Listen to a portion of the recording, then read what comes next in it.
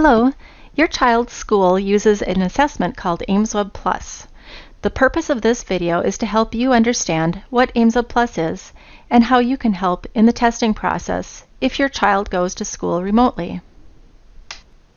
Your school might use aimswebPlus assessments for a variety of reasons, including academic risk identification, eligibility for specific interventions and programs, as well as progress monitoring the effectiveness of these efforts to make sure that they're working.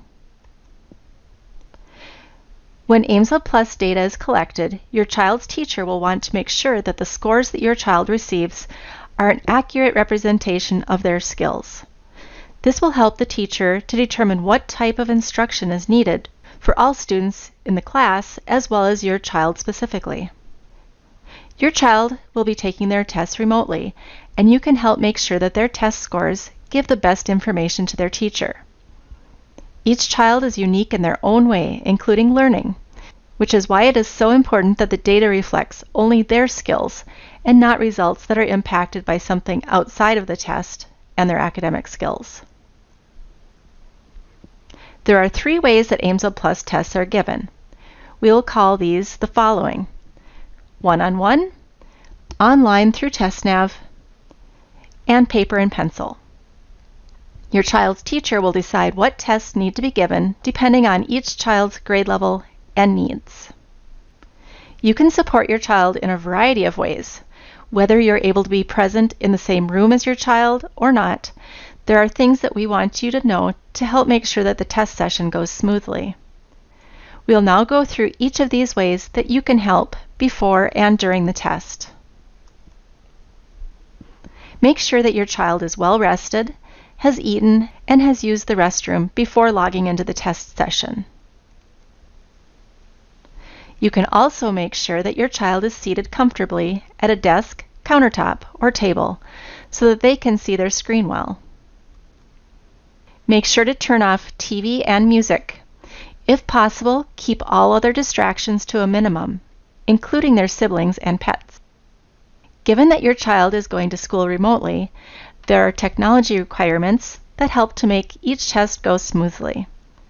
Younger students will need more assistance with this than older students, so it might be best if you can be at the test session if your child is younger. You'll want to make sure that your child's computer device is well charged or plugged in. Make sure that you have a good internet connection, and if you tend to have poor internet connection, make sure that others in the home have turned off their Wi-Fi connections if possible.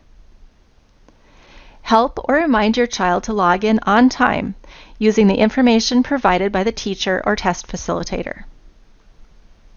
If you cannot attend a test session physically, that's generally okay. Just make sure to prepare your child, the setting, and the technology the best that you can before you leave. If you are able to support during the test, there are some important tips to keep in mind. We will cover these next. Your main job is to help make sure that your child is seated properly and attending to the teacher and test. You can also help to manage the technology as well as the setting around the student. Make sure that you know what the teacher expects you to do before each part of the test. Be sure to ask the teacher any questions on how you can help before the test starts. Many tests are timed, and your questions during the timed test will interfere with the overall results. After the test is over, you can mention anything that you feel is important for the teacher to know, and you might ask any other questions. The teacher will be giving instructions and sometimes practice items to your child. Please do not restate any directions to the child at any time during the test. Let your child know that you cannot give them clues, answers, or help during the test. You can certainly encourage them to do their very best if they are struggling. By the way, clues can include nodding, sounds, and smiles in response to correct answers. It is important that your child's teacher learns what their students can and cannot do at this time. There will be challenging items on the tests, and it is okay if they do not get everything correct. The tests are intended to show growth of skills across the entire school year, each time that they are given. If your child is in grades 2 or above, they will be likely taking online tests through TestNav. This is a program that they will log into and take their tests. During the test, your child should not be doing anything else. It is helpful to have them put other devices such as cell phones or other electronics in another room or turn them completely off. We want to make sure that all students are focusing only on the test and not letting their attention wander to other things. Your child's teacher will supply you with the information that they need for logging in. Any questions that you have should go directly to your child's teacher or the test facilitator.